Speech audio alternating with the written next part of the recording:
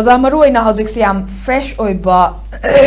tawdok hairagadi hauzik akoigi litan da thokliba tawdok asina koi yam kanna hauzik kanna chathariba tawdok amani amadi mayam na ngangnariba amadi paw singda fongnariba paw singasi litan gi tawdok sina oiri ngasi akoi haurakpasi oza masi tasengna nimit humni marini phazilakle si phawpada akoigi hek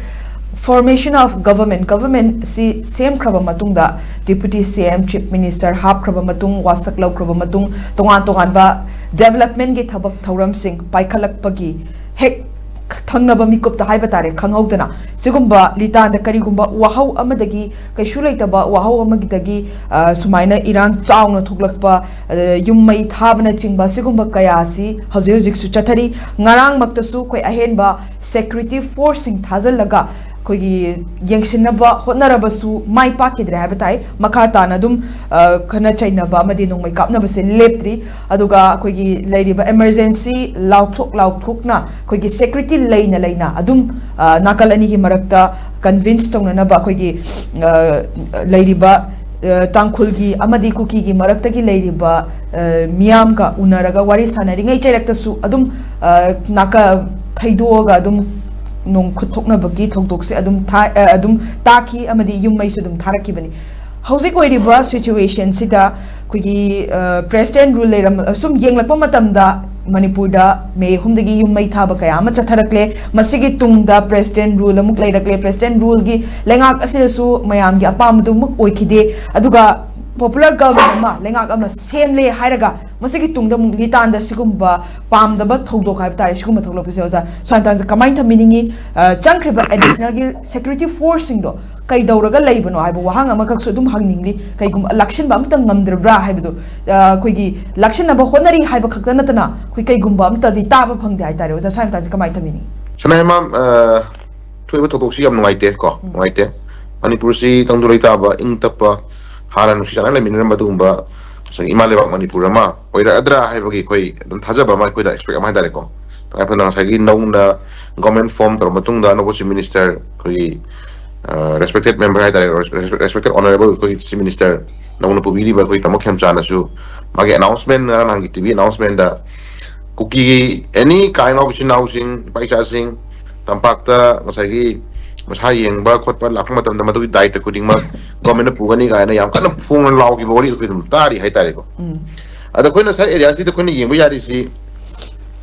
kogi ngaran han thoiba kogi litan thoiba Kuki ga Tangkhul gi mar thoiba issues gi matang da koina yeng bu yari si sana hema issues ka mane lakhi ba no ko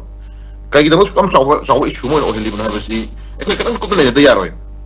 Tangkhul gi ekona sumaya mayam gi opinion sum nei na ko matam da ko sumai petang remind tong jabani ko sum remind tong jabani amo hangalaga koina ketang yeng hadi wori sum gi nei na ko matam nuai na bagi wori ni ko hadi tangai patana Tangkhul gi kogi nahama thabak shuru halak matam da ka thingdo khidena torchlight pairaga koi lambi da laksa bani na hai mo sum tamni wori su bo ko laksa matam da torchlight tu sum kapa lak matam da torchlight tu gi magi mangandu Kuki gitu mbak masagi ketang kaya ini kera masuk ke Jawa Yagadra na kera hero Yagadra na kera ngasagi kera great wang Yagadra na kera ngasagi kera ini thak wang Yagadra mi kera lain mali ko ado magi tos lagi mangandu mami ta thokre moida mangandu ta thokre hai na ngasagi angang du nahadu yam tina phubira ko ko na image man ure then adu pura matungda compromise tausi hai na Tangkhul gi kogi leaders mayam na tagna kogi stakeholder mayam tagna kogi praja mayam dana hai matam da mosi lakta badagi ajuki leiba Kuki gi to fura iba kamus dima ka panina hai na koi paw matare oi shauning badagi moi tholok tramina lakramina moina lora leiramina hai tare ko moina lora leiramina tholok ta badagi sa dai ungkhana kha thu en hai ko ungkhana kha thokpodu adu chalaga Kuki na Tangkhul gambu na hanami gi mai thar lete mai thar budi leite ko ko sum jeba ta ko hoi ka chauna badagi khara thugai ko ka tongna bagi paw mudi leire adubu adagi area da Kuki gi leidi gambu na moi da yamna disturbance tawre na tra kihen khongal na tra kana ekhai thingai ba yung kai thugai hoi to bira me hai nang sagi leinari ba relative sagi police station ko lo leidi na ko mi funera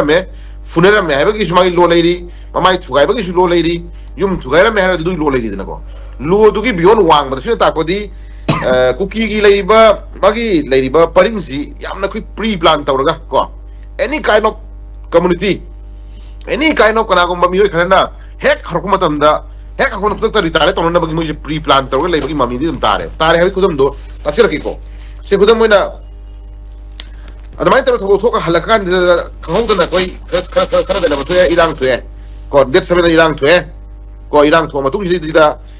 koi mai na police station yauna re khana launa phona tawna re adu su dum ngaki provoke ngaki shauna ba ngaki pena dabna mara mona kanda yasanna ba ma lakadra hai bagi ko dum thaja amle hai tare ko haidi moi mamang da su mogi kuki kangbu jingse akoina sum yeng matam da akogi nagage ta tangkhungi chinau jingse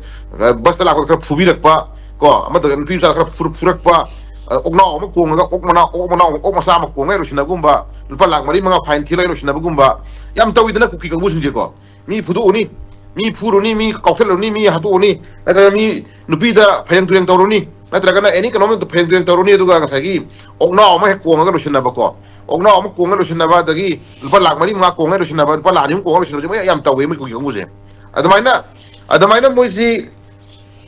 tangkhun gi chaina ma phurakpadu sui ba posing do ngasagi moi layeng jerage natra kana moi kra hani phana ba layeng jerage Oaknao ma kong jerage ka hairaga lusin ko man hai